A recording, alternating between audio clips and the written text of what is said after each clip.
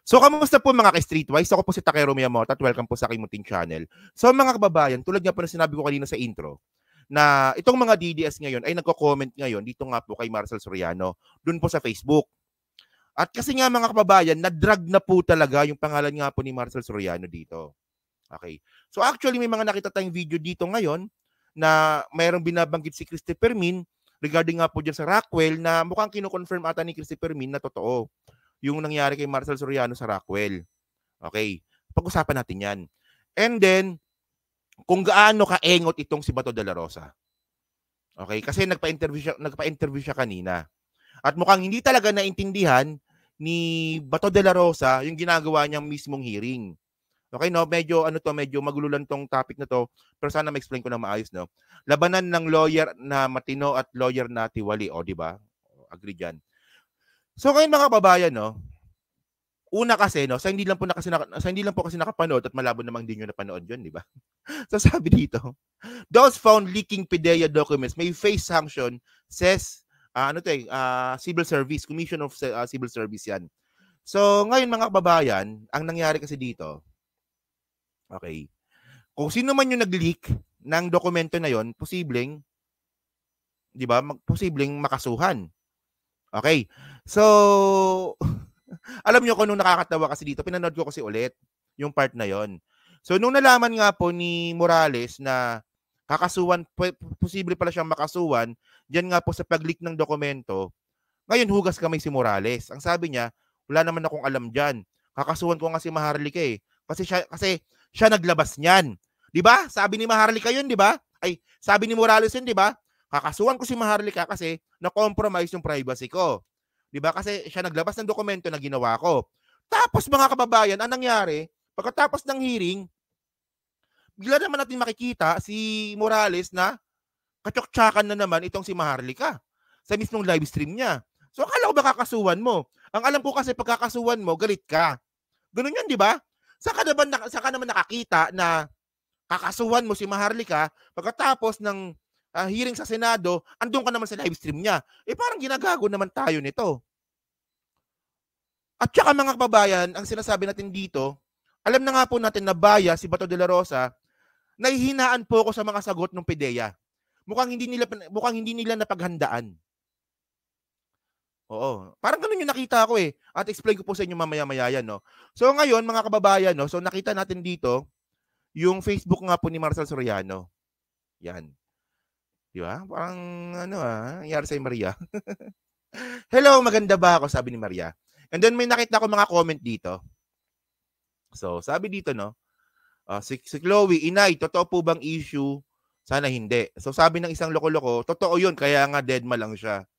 Sa Facebook mismo ito ni Maharlika, ni Maria, ni Marcel Soriano. So, kailan ulit ang session ninyo ni PBBM? Di ba? Talagang ko-comment na talaga yung mga DDS doon.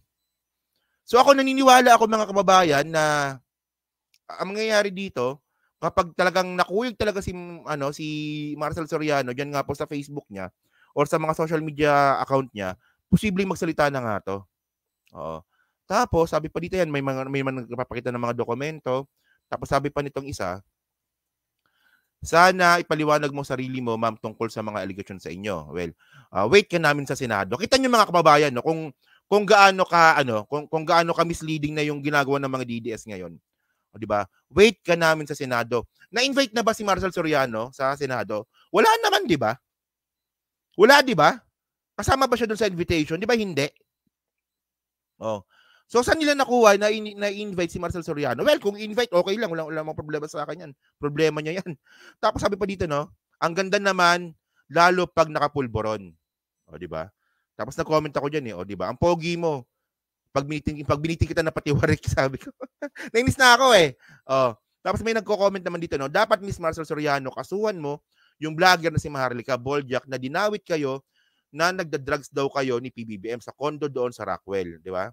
Yan. So mga kababayan, no, medyo nakakalungkot lang, no. So ngayon ito, no, meron akong papapanood sa inyong video dito. 'Di ba? At meron pa pala, no. Meron pa pala, Meron bangag, 'di ba? Bangag. Sabi dito bangag. Won't you defend yourself against allegation of your drug use? Di ba? Yung name mo nabanggit sa Senate hearing today, ano masasabi mo? So nagtatanong na rin po yung mga tao. Malamang yung iba troll, yung iba hindi, di ba? So ito. Meron akong papakitang video dito. Ito galing ito kay Christopher Min. Okay. So dito sa video nga ni Christopher Min, mukhang base kay Christopher Min, 'di ba? Na mukhang merong confirmation na totoo yung Rockwell. Kasi nga lumabas nga raw po si Marcel Soriano na nakahubad, hubot-hubad at tinakpan daw po ng guard yung katawan niya, no? Alam ko na panood nyo na to pero panoorin natin to, Sige. Ito. Saan na ba yun? Ito. Yan. Pinangahasan po namin na talakayin kasi ito po'y kalat na rin naman. Pinangalanan na rin po ang actress na pag-uusapan namin sa maraming vlogs at kumalat na po talaga ang kwentong ito sa maraming lugar. Kaya ito po ay amin na rin tatalakayin sa isang aspeto na may kasamang pagrespeto. Di ba? Ang sinasabi po na 2012 na istorya ni Marcel Soriano ay yung nakatira pa siya sa isang kondo sa Rockwell. Na di umano tumakbo daw po si Marcel Soriano ng hubot-hubad. Nakita raw po ng mga nakatira din sa Rockwell at ang ginawa daw po ng gwardiya ay binarutan na lamang siya, tinakpan na lang at ibinalik sa kanyang kwarto. Ang pinag-uusapan po kasing issue dito ay ang pagkakasangkot ng pangalan ni Marcel Soriano sa droga. 2012 po ito na di umano ay dapat ma-report sa PIDEA pero humarang. Hindi na po namin babanggitin pa ni na Wendell at Romel kung sino yung mga idinadamay pang ibang tao dito sa isyong ito dahil pagkatataas po na posisyon sa lipunan. Ng ginagalawan nilang posisyon sa lipunan, sa ating pamahalaan. Pero ano ba ang masasabi mo dito sa issue na to? Alam mo, nung una ko napanood dito sa mga kasi Martes naman to Martes to So ngayon, ito lang no. Nung una ko napanood dito, parang, teka lang parang napapakonect the dots ako So ito yung gusto kong ipunto dito mga kababayan. So tanggalin na natin yan. Okay. So, kung totoo itong sinasabi ni pangalan ni Christopher Min, ngayon, meron ako naalala na parte, di ba? Meron ako naalala na parte ng Senate hearing na hindi napansin ni Bato. Ako talaga napansin ko talaga to pero hindi to napansin ni Bato. So, ipapanoorin natin to So, ang punto-punto ko lang dito mga kababayan, yung mga dokumento po na nilabas nga po ni pangalan nito, ni Morales, pwede palang i-edit. Pwedeng i-edit, mga kababayan. At dito po, hindi napansin ito ni Bato de la Rosa. Nag-ingot-ingotan po si Bato de la Rosa dito. So, ano bang pinupunto ko dito, mga kababayan? Posibleng totoo yung kay Marcel Soriano, and then inedit po ni Morales yung dokumento, and then dinagdag na lang po yung pangalan ni PBBM. Kasi ito, pakita ko sa inyo, dapat kasi ang tinanong, kasi dapat dito ni Bato de la Rosa kay Morales, kung meron pa siyang access sa mga template. Okay, panoorin natin to para mas maliwanagan tayo. Sino makasagot? Sir. Yes, sir. Yung Mazda kay Morales yan. Morales. Yung Avanza kay Director Francia. Yung Francia. Crosswind sa PIDEA. Yung Toyota Vios, sir, hindi namin alam. Hindi property ng PIDEA yan. Okay. Thank you, sir. So you confirm na organic vehicle ninyo itong ng PDEA, yung Isuzu Crosswind, at personal ni Francia yung Avanza. Personal. So dito, kino-confirm talaga ng PIDEA na yung sasakyan na nakalagay sa dokumento ni Morales is sa PIDEA talaga. So syempre natural, magtatanong si Bato, o teka lang, totoo pala yung mga sasakyan, nasa inyo pala yon. So bakit ganon? Kasi, ayun, okay na tanong yun pero ito yung kasunod nito Kung ano yung sagot ng PIDEA dito. Personal mo yan? Yes, Your Honor. Personal. So kung hindi ito totoo, paano lumabas yung papel na yan? Paano nakasulat yung mga details, specifics ng mga sasakyan? May color pa black, silver, white. Kung hindi yan totoo, ano? Your Honor, ganito po yan. Doon po sa PIDEA, halos lahat po ng agent ay gumagawa po ng pre-operational report tsaka authority to operate. Okay. So halos lahat po kami, meron kaming soft copy niyan. Ayan, ito yung pinaka-importante dito Yung mga PIDEA agent po, meron po silang soft copy na pwedeng i-edit doon. So, posible na nangyari dito na meron talagang mga sasakyan na nakalagay doon at hindi mo na lang tatanggalin yun. Marunong ba si Bato mag-computer? Doon sa marunong gumamit ng ng Word or ng Excel. Di ba kapag sinabi mo kasing template, format na yan eh. Andiyan na lahat eh. Pwede mong iiwan yung mga bagay na gusto mo, pwede mong tanggalin at saka magdagdag. Ganun lang po gumamit ng Microsoft Word tsaka Microsoft Excel at saka PowerPoint. Pwedeng i-edit po 'yon. 'Di ba? Eh mukhang wala atang alam si Bato sa computer eh. O sige. So ngayon ang sabi ng PIDEA, merong template 'yon, merong software 'yon. Diba? Template or whatsoever, no? Parang format na pwede mong i-edit yan. Sige. Operational report tsaka authority to operate. Okay. So halos lahat po kami, meron kaming soft copy niyan. Soft copy. Halimbawa po, ako'y gagawa. Alam ba din ba yung ibig sabihin ng soft copy? Baka hindi mo alam ba to? Yung ibig sabihin ng soft copy, ha? Yung totoo yan eh, yan. Meaning, editable yung template. Totoo yun. So ngayon, kung lumabas yung pangalan ni Marcel Soriano, para maging legit, yung dokumentong ilalabas nila, ito, merong Marcel Soriano dito, isama natin to. Tapos, isama natin yung pangalan ni PBBM, i-edit natin. Di ba? Ganun lang naman. Gusto naman. Hindi lang yan, ha? May mas nakakaasar pa dito. Papakita ko sa inyo, ha? May mas nakakaasar pa dito. Po niyan. May soft copy po ako. Pwede po na hindi ko nabaguhin yung dating nakasulat. Minsan po dyan, madaming sasakyan. Tatanggalin ko lang po yung iba. Yan, Minsan pwede na pong hindi ko tanggalin. Yun. So kahit po sino sa amin, lahat po ng mga ahente, mayroon pong format na ganyan at pwedeng dahil sa mga lumang file, pwede pong yan po yung ilagay. So you're alluding before this committee na ito ay pwedeng naka-soft copy na pwedeng i-print lang anytime ng sinong may access nitong mga papel na ito? Hindi access tawag doon. Kung meron kang USB at nakalagay doon yung template, anong access sinasabi nito? Pag sinabi mo kasing access, mga kababayan, isang main computer na pwede kang pumasok. Ganun yung access. So itong template, mga kababayan, itong soft copy, mga kababayan, pwede po ito sa USB lang. Ano ba to? Anong sinasabi? Sige, tuloy natin. Yung Pwede. ibig mo sabihin? Opo, Your Honor. Pwede yung officer on case na may hawak ng kaso na yan. In this case, Jonathan Morales, may hawak siyang soft copy at pwede niyang i-print anytime at i-distribute kung gusto niyo i-distribute. Ang sinasabi ko po, kung sino po yung may hawak ng ganong file na soft copy, pwede niya pong kopyahin, pwede niyang baguhin, at pwede niyang i-print, pwede niyang ibigay sa iba. Ayun ang sinasabi natin, di ba? Yung file na pwedeng ilagay sa USB. Hindi mo kailangan ng access. Top notcher yan, ha? Ganun po. Okay.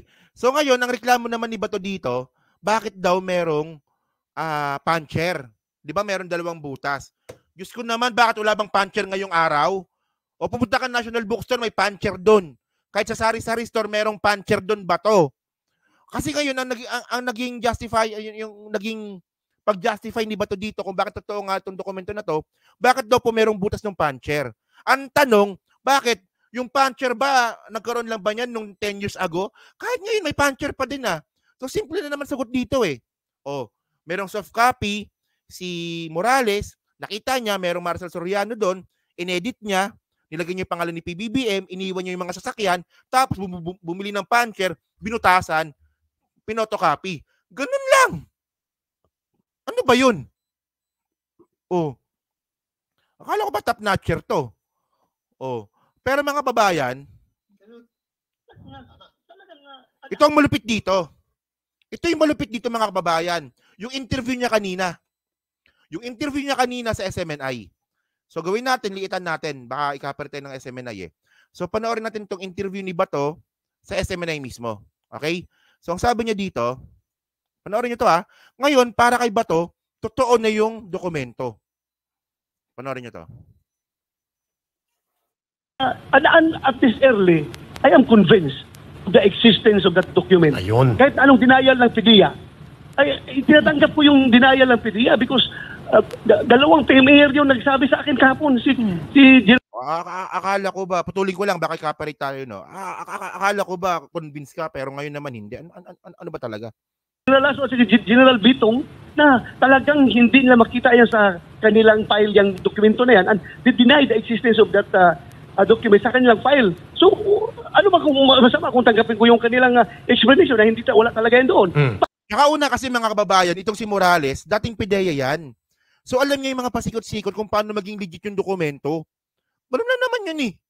Ang problema kasi dito kay Bato, doon sa hearing niya, binigyan niya ng platform yung Morales. Imbis na siya yung sumasagot, imbis na si Bato yung tanong ng tanong, ang ginawa lang ni Bato, pinagsalita niya lang ng pinagsalita yung Morales. Tapos, ang problema din sa PDEA, mukhang hindi nila pinaghandaan yung hearing. Kasi mga babayan, yung regarding pala doon sa soft copy, kaya na nilang i-debunk yun eh. Pero hindi sila nakapag-follow up na sagot eh. Pati yung 2 minutes na yung 2 minutes na drug test, kayang sagutin ng PDEA yun pero hindi sila sumagot. Si Morales yung pinagsalita lang po ni Bato.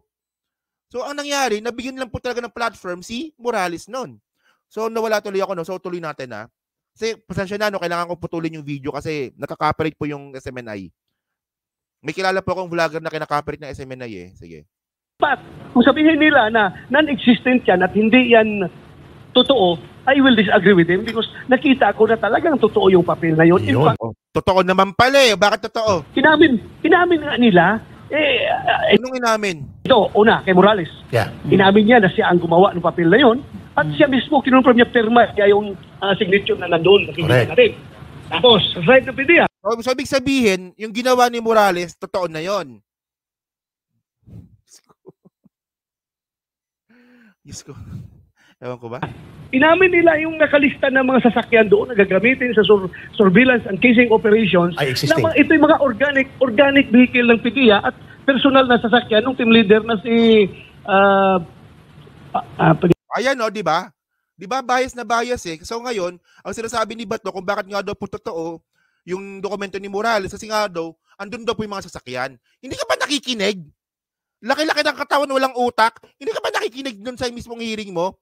Na merong soft copy na pwedeng i-edit na lang. So kung merong sasakyan doon, pwedeng iiwan yung sasakyan doon sa mismong dokumento. Ay, Diyos ko. Masakit ang ulo ko. Diyos ko. Hearing niya mismo, hindi siya nakikinig. Ay, Diyos ko, sige nga. Francia. Si Francia. So, very clear na totoo yun. At ang pinakakuha ko doon na talagang na-convince ako na totoo yung papel na yun. Okay. Ano, bakit? Na as claim by PDEA na AI generated or gawa ng computer ay nakita natin doon, no? Yung nakatatak doon sa papel na confidential sa taas ng letter C at saka sa taas ng letter A, may markings doon yung pagbutas ba ng puncher para ayan o, yung puncher. So para sa kanya, yung dokumento legit na kasi merong butas ng puncher. Kita mo katanga. Tanga talaga. Ewan ko ba? ilagay mo sa passenger yung dokumento. So meaning, I therefore conclude na itong dokumento na ito ay old file ito. Yes. Old file. So totoo na, 10 years ago, ito, old file ito. Really, yung ginagamitan pa natin ng passenger. Kita nyo, di ba? Ang klase yan. Akala ko ba top-notcher to, pero bakit ang hina ng utak? Oh. Ang tanong kasi, ito sinasabi ko kanina, ang tanong, bakit wala na bang puncher ngayon? Meron akong punch. Suntukin kaya kita. May puncher pa hanggang ngayon ah. Di ba? Hanggang ngayon may puncher pa din hanggang ngayon. Pumunta ka National Bookstore, pumunta ka sa tindahan na meron school supply, meron pa rin puncher. So ibig sabihin nun, porket may butas, totoo na. So dinisregard niya yung sinasabi ng PDEA na kapag may soft copy ka, pwedeng i-edit yan. Yan si Pacquiao may puncher din, di ba? Eh, Diyos ko, ba to?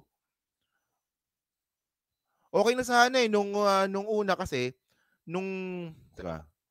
nung napanood ko to, kasi to, natuwa naman ako. Natuwa naman ako nung una kasi nga nainis yung mga DDS. Pero nung hinimay-himay ko talaga, and then nung nakahinga ako, teka lang, may mali. May mali dito. Di ba nagkasin yung mga kababayan? Oh? So ngayon, kung i-connect natin yung kay Marcel Soriano at saka yung mga kotse, posibleng na-edit lang talaga. Kasi si Morales, naalala ni Morales, ay, meron pala akong kaso kay Marcel Soriano dati. So pwede natin isingit yun. Lagyan natin yung pangalan ni PBBM. Tapos, yung mga sasakyan iwan natin, tapos pirmahan natin. Ganun lang eh. So yung senaryo ba na yun, hindi mo naisip yun? Ang babaw, men. Puncher. Babaw. So yan, no? So dyan po sa 1,000 po na nanonood, so hindi pa po nakakapag-like. Palike na lang po ng video po na to, dyan po sa Team Replays. Ano masasabi nyo nga po dito kay Mr. Puncher? Sakto, no? Laki ng katawan, parang ang sarap gawing punching bag, no? So yan, no? So pa-comment lang po sa baba at binabasa ko pong lahat yan. So thank you po mga babae. So salamat po, no?